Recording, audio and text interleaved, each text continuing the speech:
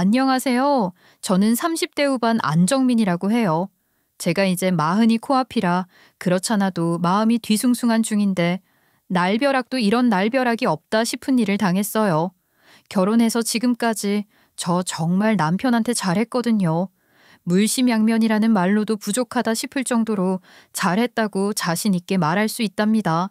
그런데 그런 제게 남편이란 놈이 이혼을 요구하고 나선 거예요. 잘못한 거 하나 없는 제게 잘한 거 하나 없는 남편 놈이 말이에요. 결과적으로는 제가 보기 좋게 걷어차준 셈이 되었지만 당시엔 정말 어이가 없었죠. 그 얘기를 해보려고 해요.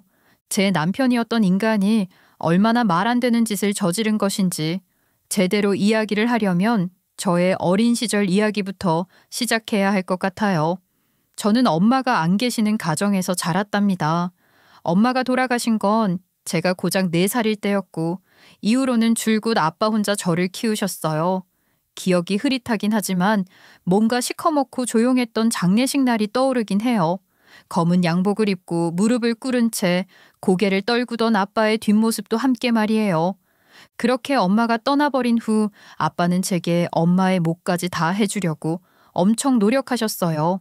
지금 생각하면 우리 아빠 그 젊은 나이에 어린 딸 혼자 키우느라 얼마나 힘드셨을까 싶지만 그 어린 시절 제가 뭘 알았겠습니까? 아무것도 모르고 아빠가 해주지 못하는 것을 그저 탓하고 투정이나 부렸죠. 아이, 아빠, 이게 뭐야. 다시 묶어줘. 여기 봐, 여기. 이렇게 다 삐뚤게 튀어나온 머리카락 좀 보라고. 아무도 머리 이렇게 엉망으로 묶어오는 애는 없단 말이야. 다시 묶어줘. 미안해 우리 딸. 아빠가 손이 서툴러서 잘 안 되네. 그럼 오늘은 머리 묶지 말고 이 머리핀이나 머리띠를 하면 어때? 싫어. 다시 묶어줘. 원래는 닦고 싶었는데 아빠는 그거 할 줄 모르잖아. 치. 내 친구 엄마들은 다 할 줄 알아. 아빠만 못한다고. 그러게. 아유 아빠가 할 줄 모르는 게 너무 많아서 큰일이다. 어디 미용실에 가서 좀 배우기라도 해야겠어. 우리 딸 머리 예쁘게 따주고 묶어주려면 말이야. 아, 몰라. 그건 일단 배워와서 얘기하고, 아이고, 머리 얼른 다시 묶어줘. 이러다 또 늦겠어. 알았어 미안해. 아빠가 다시 한번 해볼게.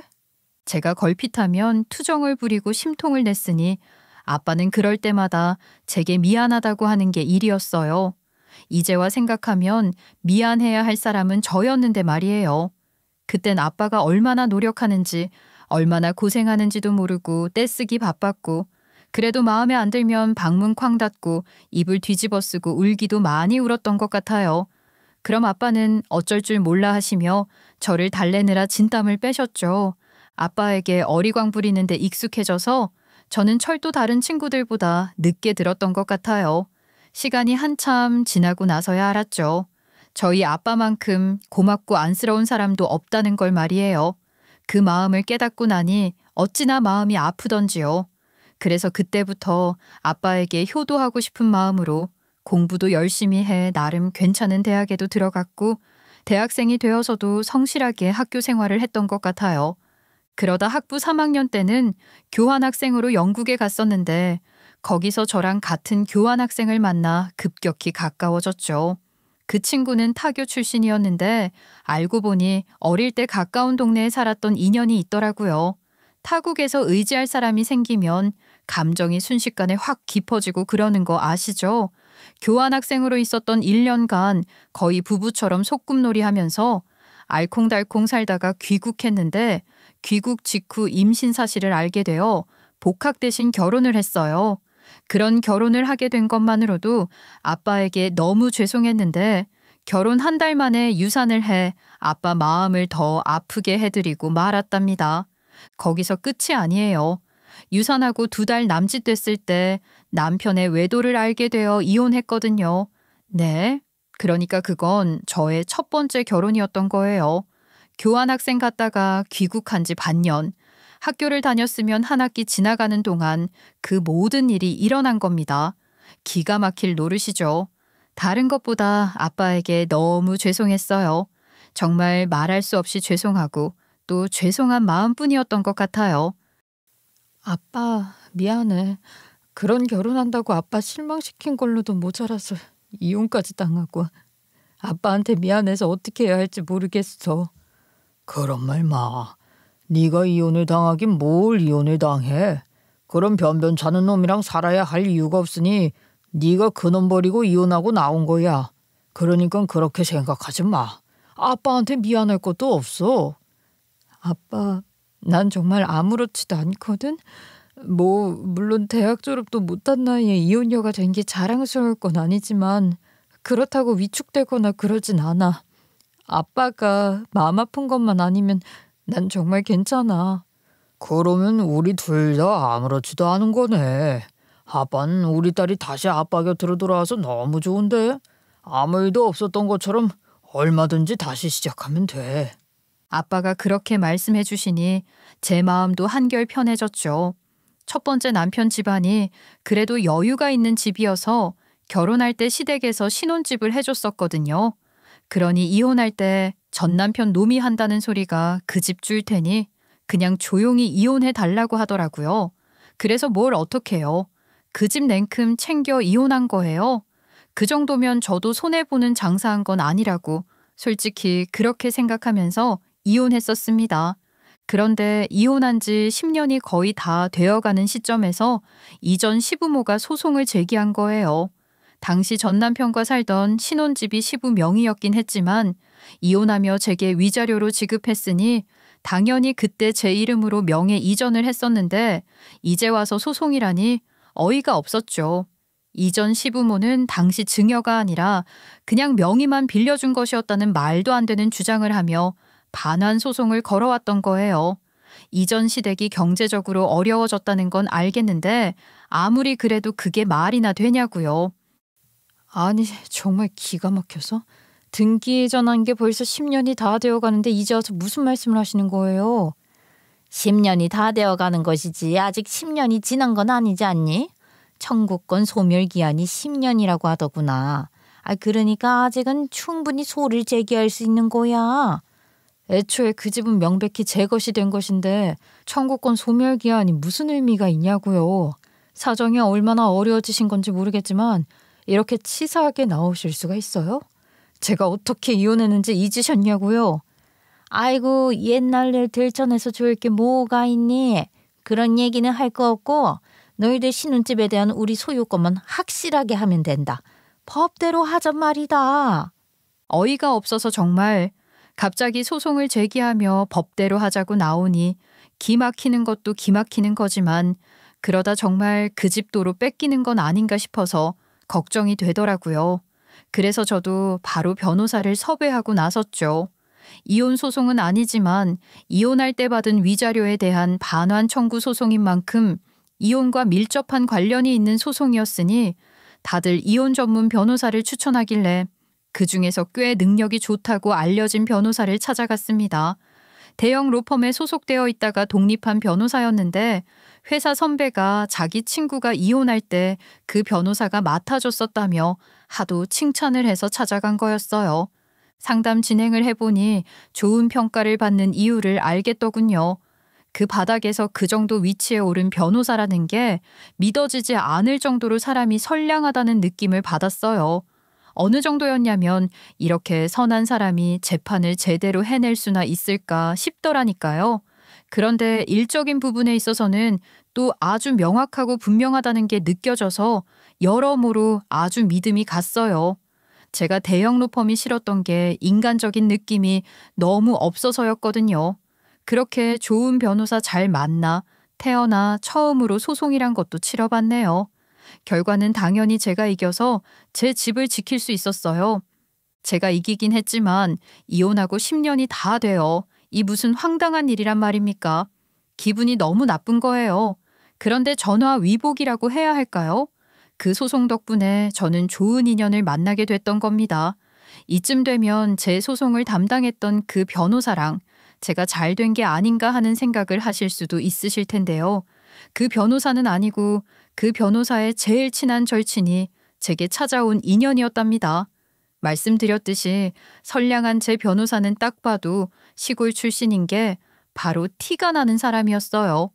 일단 사투리를 엄청 많이 썼기 때문에 한마디만 섞어도 지방, 그 중에서도 깡시골 출신인 티가 팍팍 났고 외모 꾸밀 줄도 전혀 모르고 그저 죽어라 공부해서 변호사가 됐구나 싶은 사람이에요.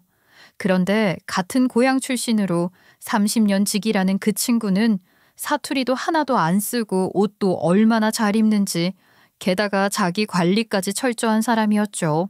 이제와 말씀이지만 제가 얼빠는 아닌데 스타일 좋고 세련된 사람을 좀 좋아하거든요. 전 남편도 딱 그런 사람이었고 말이에요.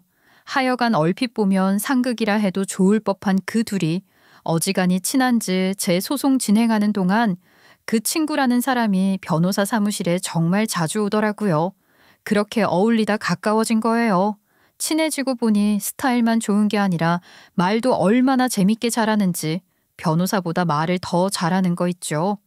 그 사람은 저보다 2살 연상이었지만 결혼을 한 번도 하지 않은 미혼이었고 저는 이혼에 심지어 유산 경험까지 있는 사람이었잖아요.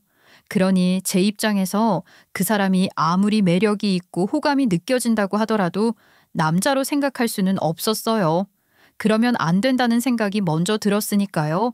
당연한 거 아닌가요? 그런데 그쪽에서 먼저 적극적으로 구애를 해와 사귀게 됐고 사귀기 시작하면서부터 바로 결혼 이야기를 하더라고요. 이게 대체 무슨 일인가 싶어 당황스럽기도 했지만 절대 싫지 않았어요. 오히려 그렇게 다가와 주는 게 좋고 고맙기만 했습니다. 그 사람은 중견기업에 다니다가 자기 사업을 하고 싶어 독립한 사람으로 무역 관련 사업을 하고 있었어요. 그때까진 아직 확실하게 자리를 잡았다고 할 수는 없는 상태였지만 누구보다 열정과 패기 또 야망이 있는 사람이라고 느껴졌습니다. 그러니 잘 나가는 변호사 친구 앞에서도 주눅 들기는커녕 오히려 더 어깨를 쫙 펴는 당당함과 자신만만함이 있는 사람이었죠. 그런 모습이 더욱 남자답고 멋있게 보였던 것 같기도 해요. 우리 서로 좋은 사람이라는 거 너무 잘 알고 나이가 어린 것도 아닌데 연애 길게 끌지 말고 빨리 결혼하면 좋겠어. 또 결혼 타령이야? 결혼이 왜 그렇게 하고 싶어? 주변에서도 다들 그러지만 무엇보다 나 스스로도 빨리 결혼해서 안정적인 가정을 이루고 싶다는 생각이야. 아이 하긴 내 주변에도 사업하는 사람들은 대체로 결혼을 일찍 하고 싶어 하는 것 같긴 해. 다들 생각이 비슷한가 보다.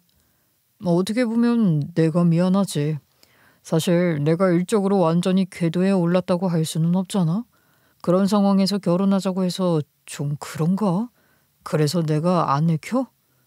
그러면서 천진한 얼굴로 제 마음을 떠보듯이 저를 바라보는데 저는 이 사람이 정말 몰라서 이러는 건지 아니면 알면서도 이러는 건지 헷갈리더라고요. 미안한 걸로 따지자면 제 입장이 훨씬 난처했으니까 말입니다. 무슨 소리야. 내가 할 말이 없어서 그렇지. 나 이혼녀의 유산 경험도 있다는 거 잊어버린 거 아니지? 에이, 또 그런다. 그게 무슨 상관이야. 난 정말 아무렇지도 않다니까. 자기한테도 미안하지만 자기 부모님께도 난 정말 자신이 없어. 나를 뭐라고 생각하시겠어. 우리 부모님은 2분 다 순박한 시골 분들이라 그런 거 문제 삼고 그러시는 분들 아니셔. 그건 자기 생각이지. 자기 부모님 생각은 다를 수도 있고 내 입장에서는 정말 면목 없는 거란 말이야. 글쎄 걱정 말라니까. 내가 책임져. 나만 믿으라고. 그 문제만 해결되면 우리 결혼하는 거야? 응? 그런 거야? 어린애처럼 보채는 그 사람에게 말은 못했지만 시골 분들일수록 그런 면에서 더 고지식할 수 있지 않을까 하는 생각에 사실 저는 걱정이 이만저만이 아니었어요. 떨리고 긴장되는 마음으로 처음 인사를 드리러 갔던 날을 생각하면 지금도 손에 땀이 난다니까요. 그런데 너무나 다행스럽게도 2분 다 저희 그런 과거를 전혀 문제 삼지 않으셨고 오히려 어린 나이에 마음고생 많았겠다고 따뜻하게 말씀해 주셔서 눈물까지 흘렸답니다. 그리고 한 가지 더 다행이라고 할 만한 것은 제가 경제적으로 더 안정되어 있다는 거였어요. 그런 거라도 제가 더 나은 게 있다는 게 위안이 되기도 했고 저 스스로 위축되지 않도록 보호막이 되어주는 것 같기도 했죠. 그렇게 10년 만에 휘말린 이혼 위자료 소송을 계기로 만나게 된 그 사람과 짧은 연애를 마치고 저는 두 번째 결혼을 하게 됐습니다. 결혼을 하고 나서 저는 아이를 바로 갖고 싶었거든요. 결혼할 당시 제 나이가 30대 중반으로 접어드는 시점이기도 했고 유산 경험이 있었기 때문에 조금 더 조급했던 게 있기도 했었죠. 그런데 남편의 생각은 좀 다르더라고요. 아이가 생기면 정말 너무 좋겠지. 그건 나도 그래. 그런데 내 사업이 조금만 더 자리를 잡고 안정되면 그때 생각해보자. 사업이라는 게 늘 변동이 있는 건데 안정된다는 기준이 뭐야? 너무 애매하잖아. 그런 거 다 너무 많이 생각하지 말고 빨리 가지는 게 더 좋지 않아? 아직은 내가 마음적으로도 그렇고 경제적으로도 여유가 좀 없는 것 같아. 이 경제적인 거야. 내 수입으로도 아이나 키울 수는 있어. 그러니까 다시 생각해주면 안 돼? 애 키우는데 들어갈 돈으로 경제적 기반을 더 다지는 게 좋지 않겠어? 우리 아직 젊잖아. 제가 여러 차례 얘기를 해도 남편의 생각이 요지부동이었으니 어쩔 수 없었죠. 그렇게 아이 갖는 것은 뒤로 미룬 채 연애하듯 결혼 생활을 했던 것 같아요. 그렇게 신혼 3년 차에 접어들었는데 남편 사업이 갑자기 힘들어져서 그때 저도 남편도 마음고생을 많이 했어요. 이전 결혼해서 위자료로 받았던 제 명의의 집을 담보로 대출까지 받아 물심양면으로 지원했고 그 덕분에 남편 사업은 간신히 회생할 수 있었습니다. 사실 남편이 아이 갖는 것을 미루자며 말했던 경제적 기반을 다지자는 것도 쉽게 말하면 제가 경제적으로 더 많이 기여를 했다는 거죠. 남편은 사업에만 매달리느라 생활비를 거의 내놓지 못했었으니까요. 그것만으로도 쉬운 건 아닌데 남편 사업 힘들 때 제가 경제적으로 큰 도움이 됐으니 남편 주변에서 남편더러 결혼 잘했다는 소리를 하는 것도 당연한 일이었다 생각해요. 그냥 여러분들께는 다 솔직하게 말할게요. 솔직히 저도 결혼 잘했다 소리 듣고 싶었습니다. 친구들한테 자랑하고 잘난 척하고 그런 게 아니라요. 저희 아빠 때문에요. 든든한 남편 사랑 많이 받으며 아이 낳아 행복하게 사는 모습을 아빠에게 보여드리고 싶었거든요. 그런데 아빠는 제가 그런 모습을 보여드릴 수 있도록 기다려주지 못하고 돌아가셨어요. 간암으로 돌아가신 아빠는 생전에 들어놓은 사망보험금을 제게 유산으로 남기셨는데 저는 그게 또 그렇게 마음이 아플 수가 없었습니다. 친정아빠 사망보험금은 아빠가 제게 남긴 유산이자 아빠의 마지막 마음이라는 걸 알기에 그 돈으로 제가 할 수 있는 것들을 생각하기에 앞서 아빠의 마음이 제 가슴을 울렸던 것 같아요. 제게는 아직 아빠를 추모할 시간이 더 필요했던 거죠. 그러나 남편은 그런 저의 감정을 헤아리기보다는 아빠가 남긴 보험금 그 자체에 더 큰 관심이 있는 것 같았어요. 자꾸만 그 돈을 어디에 어떻게 쓸 거냐는 식으로 너무 많이 물어봐서 제 마음이 좀 불편했거든요. 장인어른 보험금 말이야. 적은 돈도 아니고 그냥 그렇게 묵혀두기엔 아깝잖아. 어디 투자할 거 생각해둔 거라도 있어? 아니, 아직. 내가 그럴 여유가 없어. 아빠 돌아가신 지 얼마나 됐다고 내가 벌써 그 돈을 어떻게 쓸지 생각을 하겠어. 자기 마음이 알지만 그래도 현실적인 부분도 생각을 해야지. 장인어른도 그 돈 만들어 두시면서 유기나게 써주길 바라셨을 테고 말이야. 사실 남편이 자꾸만 그렇게 물어보는 속내를 저도 이미 알고 있긴 했어요. 남편은 무역 사업이 어느 정도 안정되자 부동산에 투자하고 싶어 했거든요. 그러니 아빠가 남기신 보험금을 그런 식으로 투자하고 싶어 하는 거였어요. 그렇다는 걸 알고 있었지만 제 마음이 선뜻 남편의 그런 마음을 알아주고 싶진 않았던 것 같아요. 그러나 그래도 어쩌겠어요. 여러모로 생각을 하다가 좋은 마음으로 남편과 뜻을 함께 하기로 했죠. 남편이 갖고 있는 여유 자금은 그리 많지 않았기에 아빠의 보험금을 보태도 그 금액이라는 게 상당히 애매하더라고요. 제 생각은 그랬습니다. 이왕 투자를 하는 거면 그래도 제대로 하고 싶다는 생각 말이에요. 대출을 끼더라도 괜찮은 건물을 사고 싶었어요. 그런데 남편은 사업이 힘들었을 때의 여파로 신용도가 많이 떨어진 상태라 결국 제 명의로 대출을 받아 7층짜리 건물을 매입했습니다. 그리고 등기는 일단 남편 명의로 했어요. 친정아빠 보험금에 제 명의로 대출까지 받았는데 그걸 왜 남편 명의로 해줬냐고요. 건물 매입했던 시기가 남편 생일 직전이기도 했고 남편 기 살려주려는 의도로 그렇게 했던 거예요. 그렇다고 아무 생각 없이 덜컥 남편에게 갖다 바친 건 아니었고 저의 위자료 반환 청구 소송 변호사이자 남편의 절친인 변호사를 통해 명의신탁 형태로 안전장치를 해뒀으니 그만하면 됐다고 생각했어요.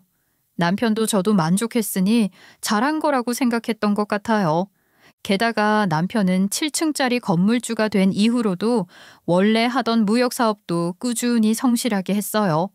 건물주 되고 나면 거기서 나오는 수익만 생각하고 흥청망청 쓰기만 하면서 사업은 뒷전으로 생각할까봐 걱정을 안 한 게 아닌데 남편의 그런 모습을 보니 더 든든하고 믿음직스러웠죠. 남편의 그런 책임감을 높이 사고 인정하게 됐던 것 같아요. 오히려 일을 너무 열심히 하는 것 같아서 그게 불만일 정도였다니까요. 이전보다 출장이 너무 잦아졌거든요. 물론 무역업을 하다 보니 원래도 출장이 있긴 했지만 전과 비교할 수 없는 수준으로 출장이 잦아졌던 거예요. 또 출장이야? 요즘 출장 너무 자주 가는 거 아니야? 그것도 주말에? 에이, 그래도 해외 출장 아니고 국내 출장이잖아. 며칠 다녀오면 되는 건데 이 정도는 감수해야지. 그러게, 전에는 안 그러더니 요즘은 국내 출장은 왜 그렇게 자주 다녀? 해외 거래처는 어느 정도 탄탄해졌고 이제 국내 거래처를 확장하는 게 관건이야. 그러려면 주말에 다니면서 골프 약속도 좀 잡아야 하고 부지런히 해봐야지. 아무리 그래도 주말엔 좀 쉬어야지. 사업도 좋지만 그러다 몸 상해. 아직 젊다고 너무 그러는 거 아니야? 건강은 젊을 때 지켜야 하는 거 알지? 알지 그럼. 우리 자기가 내조를 이렇게 잘해주는데 무슨 걱정이야? 술 많이 안 마시고 몸 생각할 테니까 걱정 마. 제가 남편 사업에 깊이 관여하는 것이 아니라 자세히 알지는 못하지만 그렇게 공격적으로 거래처 확장한다고 하는 것에 비해 수익 규모가 눈에 띄게 커진 것 같지는 않은 것 같더라고요. 그러니 솔직히 삽질하는 건 아닌가 싶은 생각도 들고 이미 웬만큼 자리를 잡은 사업을 괜히 더 욕심내서 키우려고 하기보다는 내실을 다지는 게 낫지 않나 그런 생각도 들었어요. 그렇다고 남편에게 그런 얘기를 하지는 않았습니다. 사업은 엄연히 남편의 영역이라고 생각했고 또 제가 괜히 그런 얘기를 하면 남편 사업에 제가 기여한 지분을 내세워 생색을 내거나 참견을 하려는 것으로 보일지도 모르잖아요.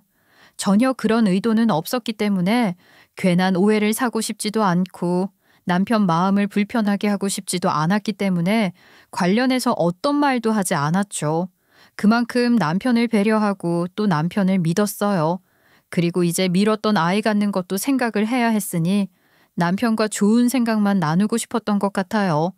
남편이 바라던 대로 사업도 자리를 잡고 건물주까지 되어 경제적으로도 탄탄해졌으니 이제 정말 아이가 생기기만 하면 되는데 정작 다 갖추고 나니 남편이 너무 바쁜 겁니다. 하늘을 봐야 별을 따지라는 그 구태의연한 표현을 저도 모르게 쓰게 되네요. 저도 나이가 점점 들고 있으니 병원에 가서 도움을 받는 게 좋으려나 그런 생각도 했지만 막상 남편에게 그런 얘기를 하려니 너무 부담을 주는 건가 싶기도 하고 조금 더 여유를 갖고 기다려보자 했던 것 같아요. 그렇게 시간은 잘도 흘렀고 건물 매입하고 2년쯤 지나 다시 남편의 생일이 코앞으로 다가왔습니다. 건물 살 때 받았던 대출도 완납했겠다. 여러모로 겹겹 쌓여서 가까운 지인들 집으로 초대해서 파티를 해줄 생각이었죠. 남편의 절친이자 저와도 인연이 있는 그 변호사 친구와 그 친구가 한창 공을 들이고 있는 썸녀를 함께 초대했거든요. 벌써 몇 년째 잘해보려고 무던히도 노력을 하고 있었으니 썸녀라고 하기엔 너무 우린 사골 곰탕 같지만 별 진전이 없으니 그냥 썸녀라고 해둘게요. 무튼 제가 보기에 그 썸녀는 보통 여우가 아닌 것 같았어요. 그동안 저희 부부와 더블데이트 비슷한 것도 여러 번 했었기 때문에 저도 보고 들은 게 좀 있거든요. 딱 봐도 남편 절친인 변호사에겐 큰 관심이 없는 것 같은데 그래도 계속 여지를 주며 관례를 유지하며 간을 보는 것 같은 거예요. 뭐랄까, 일조의 보험 같은 거 말입니다. 뭔지 대충 느낌 오시죠?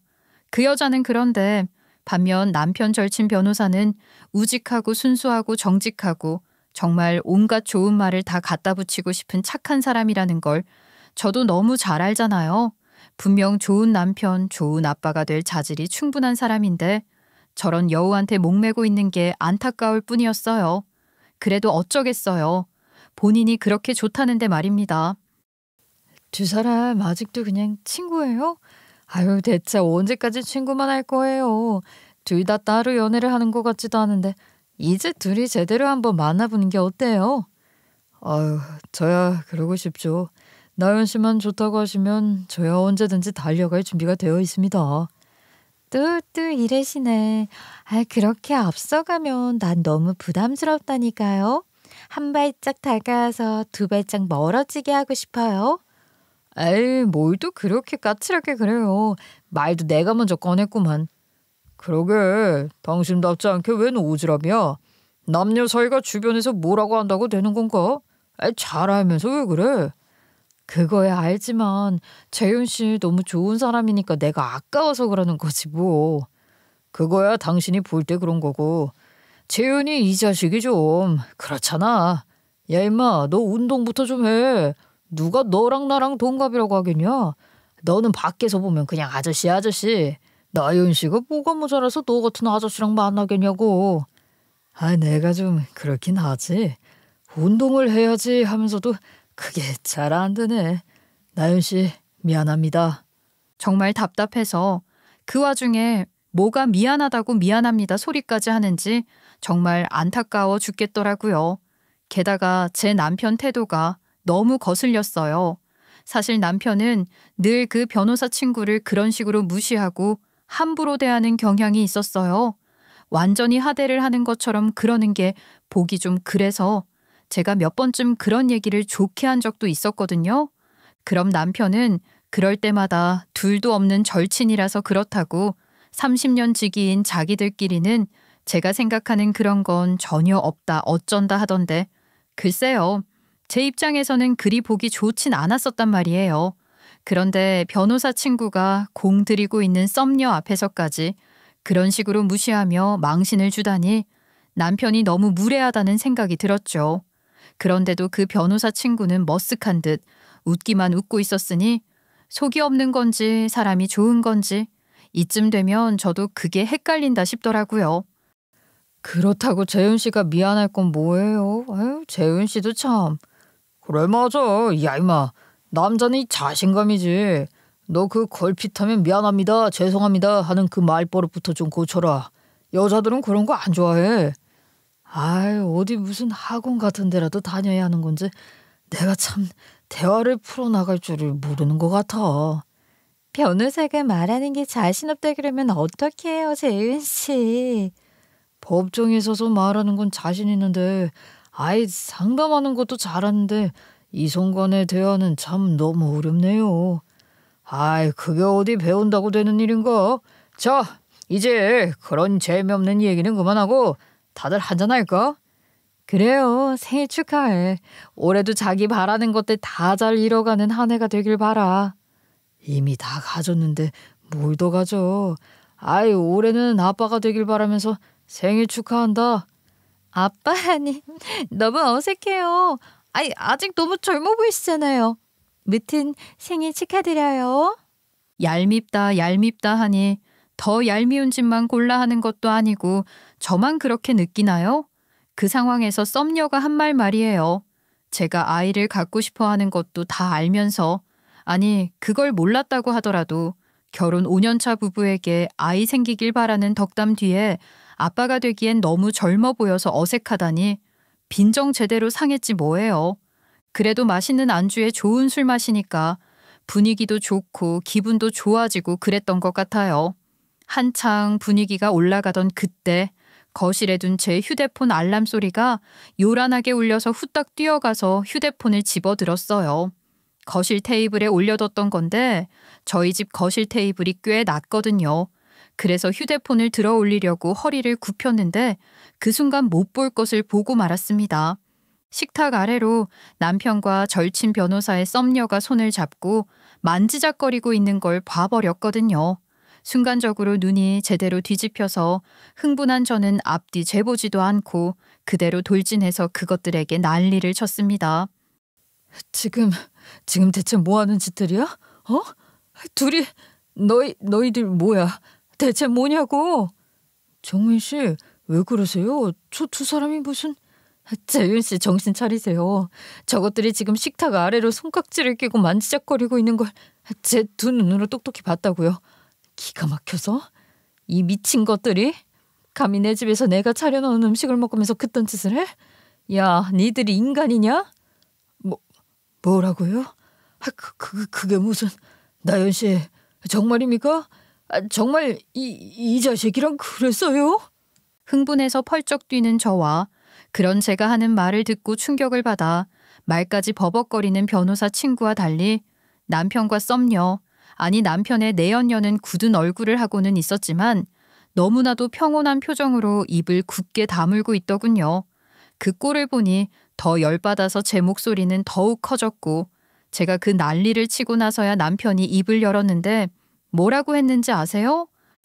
에이씨, 이렇게 걸리길 바랐던 건 아니었고 때가 되면 얘기하려고 했는데 할 수 없지 뭐. 이왕 이렇게 된 거 그냥 얘기할게. 뭐? 지금 그 표정, 그 태도가 다 뭐야? 뭐 하자는 건데? 미안하다, 잘못했다 그런 소리도 안 하니? 그런다고 뭐가 달라지는데. 그런 얘기는 할 거 없고 허리 이쯤에서 그만하자. 이혼하자고. 뭐라고? 지금 뭐라고 했어? 이혼? 이혼이라고 했니? 어머, 기가 막혀서 손이 발이 되도록 빌어도 모자랄 판에 네가 먼저 이혼 소리를 꺼내?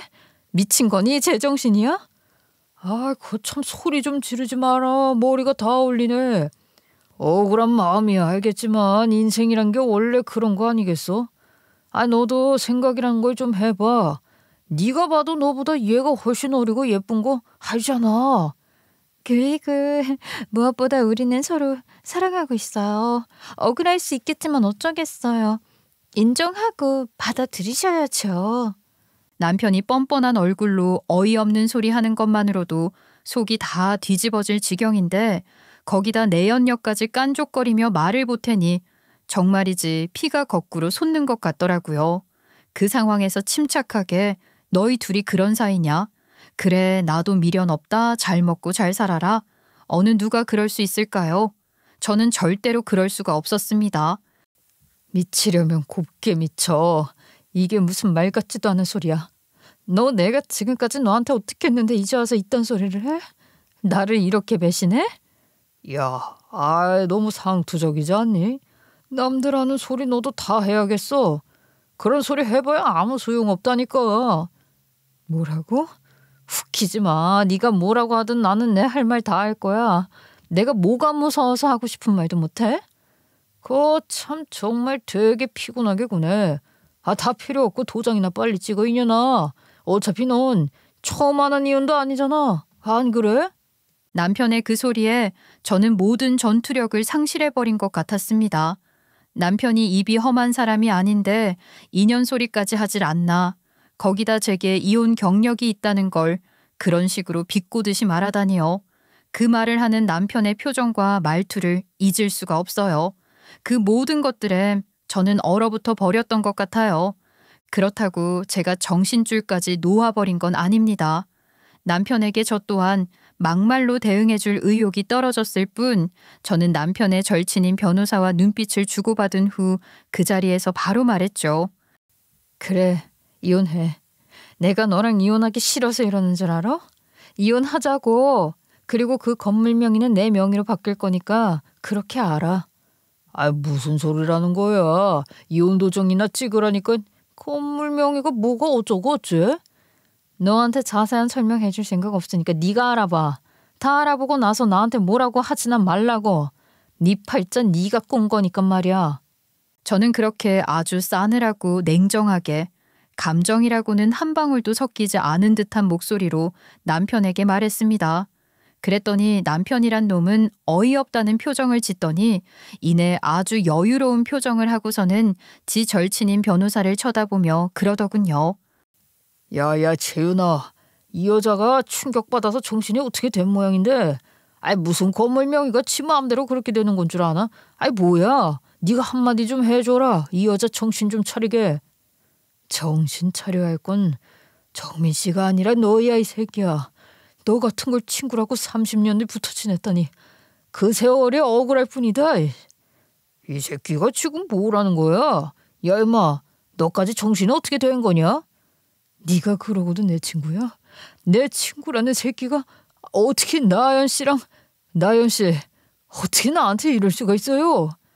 아니, 듣자 하네. 기가 막혀서? 우리가 결혼을 했어요? 사귀기를 했어요? 내 손 한번 잡아본 적도 없는 주제에 무슨 소리를 하는 거예요? 그래 임마, 네가 일방적으로 좋아한 거지. 나연 씨는 너한테 마음이 있었던 적이 한 번도 없는데 무슨 네 여자 건드린 것처럼 그러냐. 너한테는 내가 조만간 얘기할 참이었어. 우리는 따로 얘기해. 그러니까 일단 그 건물 얘기부터 마무리 좀 지어달라고. 저 여자 헛소리 언제까지 들어줘야 하냐고. 헛소리이길 바라겠지만 지금 네가 하고 있는 소리가 헛소리? 아니 개소리다 이 자식아. 정민 씨 말이 맞아. 그 건물은 곧 정민 씨 명의가 될 거고 모든 절차가 합법적이야. 뭐? 뭐야? 그게 정말이야? 합법적 절차? 야 임마, 너 무슨 소리를 하는 거야? 변호사 친구가 나서서 합법적 어쩌고 하는 말로 쐐기를 박으니 그제야 남편은 나라 잃은 표정을 지었고 그때까지도 제 남편 손을 꼭 잡고 서서는 저와 변호사 친구에게 비아냥거리며 비웃는 듯한 묘한 표정을 짓고 있던 내연녀는 슬그머니 제 남편 손을 뿌리치더군요. 그 순간에 그러는 걸 보니 그 여자도 어지간하다 싶었어요. 애초에 그리 좋은 여자가 아니라는 건 잘 알고 있었지만 생각보다 훨씬 형편없는 여자였던 거죠. 그런 여자랑 놀아간 제 남편 놈 또한 똑같은 놈이고 말입니다. 그 어이없는 것들 얘기는 잠시 접어두고 건물 얘기를 좀 해드릴게요. 궁금해하실 것 같아서요. 제가 건물을 매입할 당시 이야기를 하면서 명의신탁 형태로 안전장치를 해뒀다고 했던 거 기억하세요? 그때 해둔 그 안전장치라는 게 소유권 이전 예약 등기라는 거였어요. 계약 당시 남편 명의로 했지만 향후 특정 조건이 충족되면 소유권을 이전하기로 약정한 것을 미리 등기부에 표시를 해두는 건데요. 그 조건이라는 것은 다름 아닌 대출 완납이었습니다. 이는 제3자에 대한 대항력, 즉 법적 효력이 확실한 거죠. 물론 남편도 그런 사실을 알고 있었어요. 심지어 남편이 제게 자기 명의로 계약하는 것을 정당화하기 위해 먼저 제안한 것이기도 하거든요. 물론 절친인 변호사에게 자문을 구해 그렇게 했던 거예요. 남편놈 입장에서는 완벽한 자기 편이라 할 수 있는 자기 절친이 변호사니 그런 걸 설정해뒀거나 말거나 간에 나중에 무조건 자기한테 유리하게 해결해 줄 거라 생각했던 모양이더라고요. 그러다 그 내연녀랑 눈이 맞게 되면서 그 건물 팔아버리고 그 돈 챙겨 이혼할 속셈이었던 것 같아요. 그러나 이렇게 말해주고 싶네요. 이 멍청한 놈아. 꿈 깨? 예약 등기 걸려 있으면 네가 몰래 건물 팔거나 담보로 잡는 것도 법적으로 안 되거든.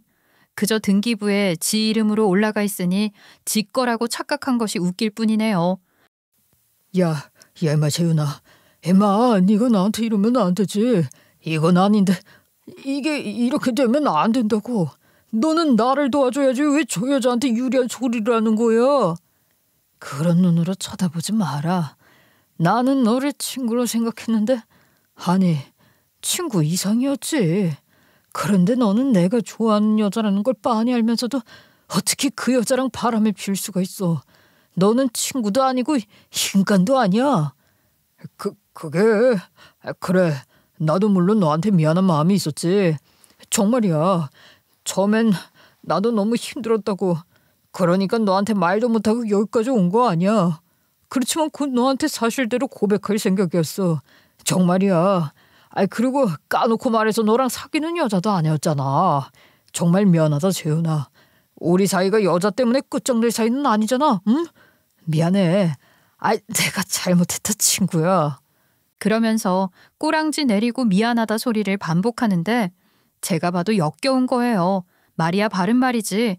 남편은 늘 그 변호사 친구를 자기보다 아래로 보며 무시해 왔잖아요.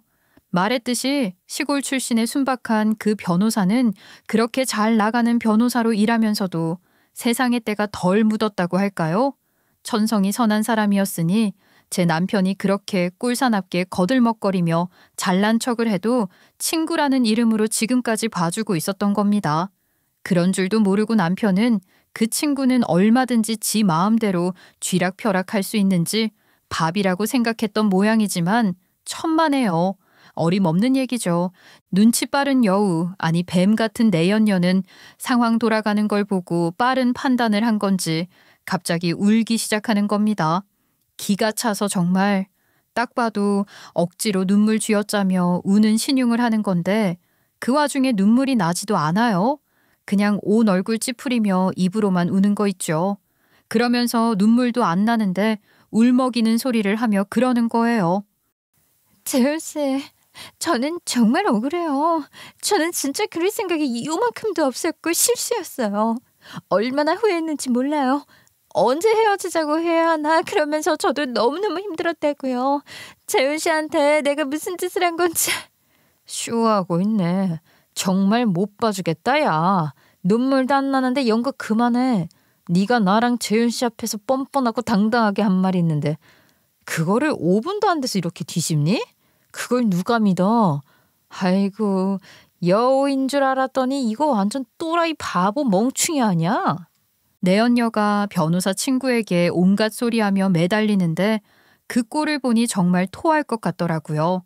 또 혹시라도 남편 절친 변호사가 흔들리지나 않을까 싶어서 제가 바로 그렇게 치고 나선 건데 그 변호사도 사람이 착한 거지 바보는 아니잖아요.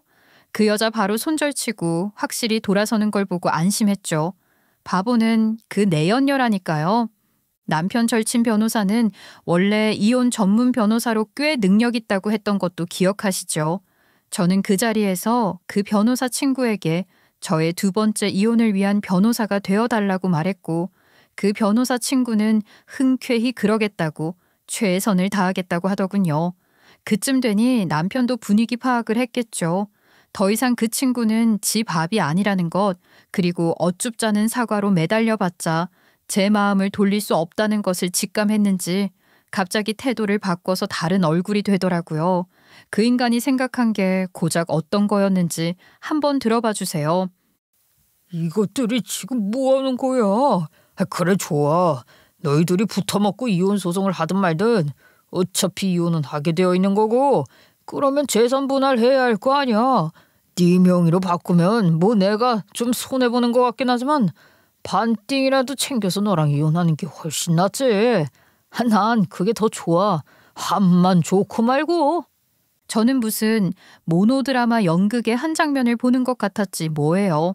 남편 놈은 너무나도 자기적인 말투와 표정, 제스처까지 취해가며 출사표라도 던지는 듯이 그러더라고요. 저를 쳐다보며 비웃기까지 하면서 말입니다. 그러더니 내연녀를 향해 그러더군요. 건물 명의 그딴 거 별로 중요한 것도 아니야. 나 이혼하면 내 몫으로 한몫 단단히 챙길 수 있다니까. 그러니까 자기는 아무 걱정하지 마. 나만 믿으라고. 결국 지 내연녀한테 그 소리를 하고 싶어서 그딴 연극을 한 거였어요. 어필을 하는 거죠. 진짜 어이없는 건 그랬더니 그년 그게 그 소리에 솔깃해하더라는 겁니다. 기도 안 차는 것들. 정말 잘 만났다 싶었어요.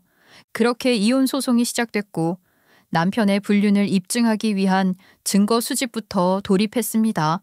그것들이 놀아나는 걸 제 2눈으로 직관하는 바람에 그 자리에서 제가 너무 흥분했고 앞뒤 생각하지도 못하고 바로 달려들었기 때문에 그것들 몰래 증거를 차곡차곡 수집할 수는 없게 되어버린 거잖아요. 또 그것들이 증거를 지우고 어쩌고 할 시간을 준 것이 될 수도 있었죠. 그렇지만 그것들이 이미 벌려놓은 증거만 주워 모아도 이혼에 합당한 책임을 묻기엔 충분했어요. 더 볼 것도 없이 명백한 남편의 유책이혼인 거예요. 남편도 이 부분에 대해서는 변명하거나 발뺌할 의지도 크게 없어 보였어요. 해도 안 된다는 거 잘 알 테고 괜히 괘씸죄만 적용될 거라는 걸 알고 담담하게 받아들이고 인정하는 분위기였죠. 그 인간이 그럴 수 있었던 건 이혼의 유책 여부가 재산 분할 권리 소멸과는 별개이기 때문입니다. 핵심은 재산 분할이니까요. 남편 놈이 큰 소리치며 내연녀에게 걱정 말라고 했던 것도 다 그런 이유에서였던 거예요. 저는 그 인간에서 제 건물에 대한 권리를 단 1%도 허용하고 싶지 않았습니다. 그러기 위해서 완벽한 법적 근거를 보여야 했어요. 우선 그 건물을 온전히 제 단독 명의로 명의 이전하는 것에는 아무 문제가 없었으니 그 절차는 이미 완료됐고요. 그 상황에서 건물에 대한 남편의 실질적 기여도가 없다는 것을 입증해야 했죠. 남편 명의로 매입했지만 친정아빠가 제게 유산으로 남기셨던 사망보험금과 제 명의로 받은 대출금이 들어갔다는 점, 그리고 건물에 대한 각종 세금 납부도 제가 해왔다는 점을 명확하게 보일 수 있었어요.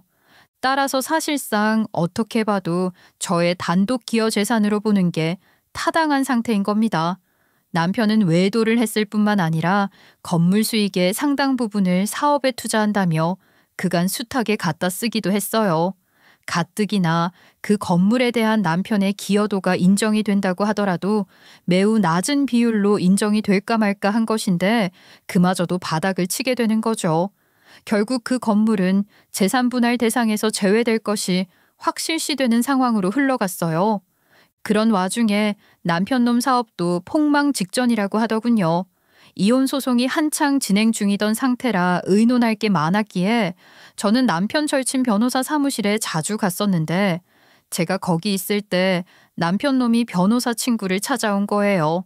문 밖에서 안약이라도 넣은 건지 문 열고 들어오자마자 울며 불며 매달리더라고요.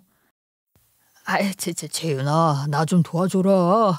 나 지금 쫄딱 다 망하기 일보 직전이야. 나 정말 끝장난다고.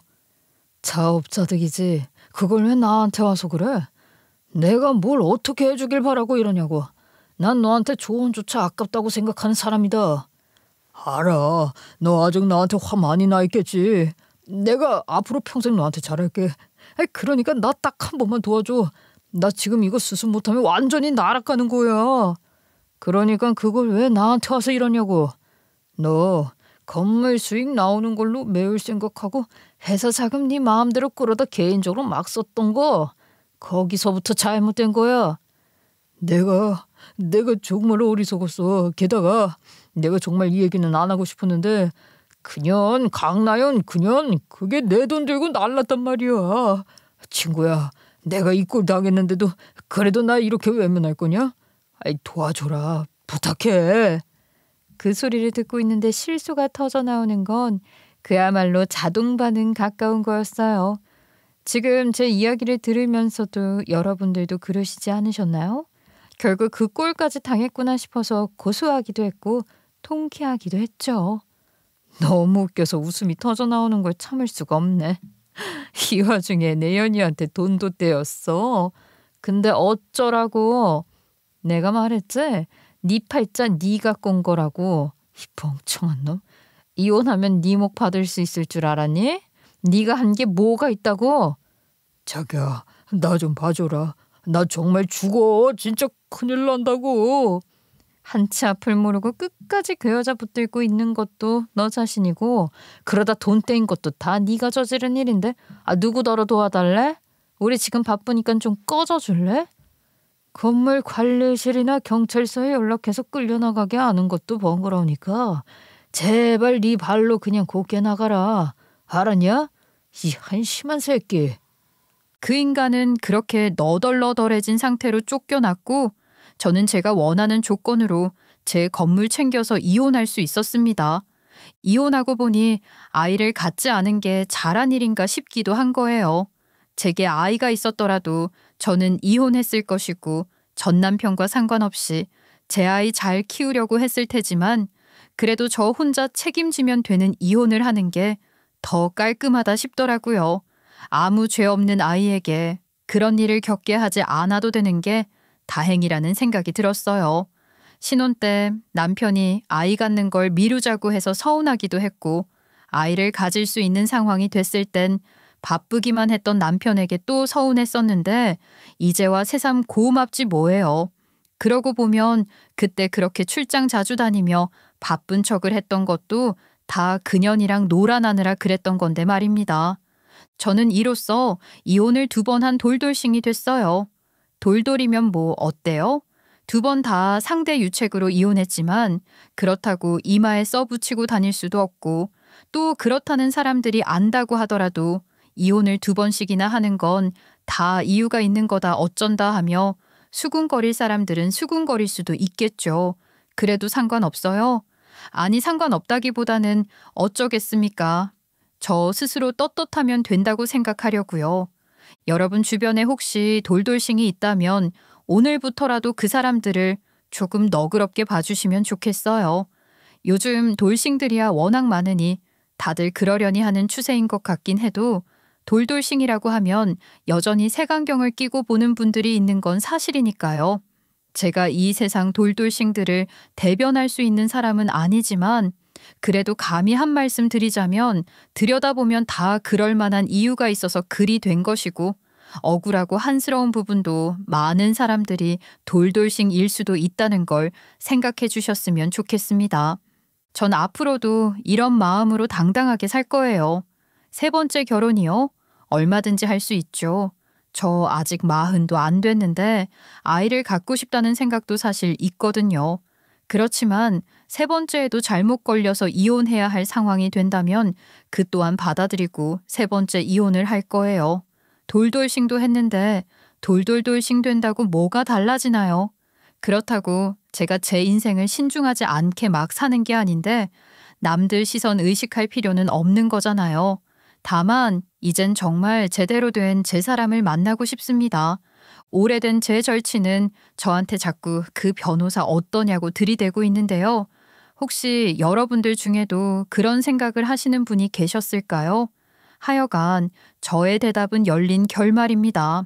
물론 지금 당장 그 변호사에게 제가 어떤 감정을 갖고 있는 것도 아니고 그분이 제게 그러는 것도 아니지만 사람 일이란 모르는 거잖아요. 그러니 어떤 식으로도 단정 짓고 싶진 않아요. 앞으로 활짝 열려있는 제 미래처럼 모든 것을 다 열어놓고 살아볼 생각입니다. 여러분, 이런 저를 응원해 주실 수 있으실까요? 듣고 계시는 분들 중에 설령 고개를 절레절레 젓는 분들이 계신다고 해도 괜찮습니다. 그런 분들 앞에 더 당당하기 위해서라도 전 더 열심히 제대로 잘 살아낼 테니까요. 이렇게 제 이야기를 끝까지 들어주신 것만으로도 정말 감사드려요. 여러분들에겐 항상 좋은 일들만 가득하길 바라는 마음으로 제 마지막 인사를 전하고 싶습니다. 감사합니다.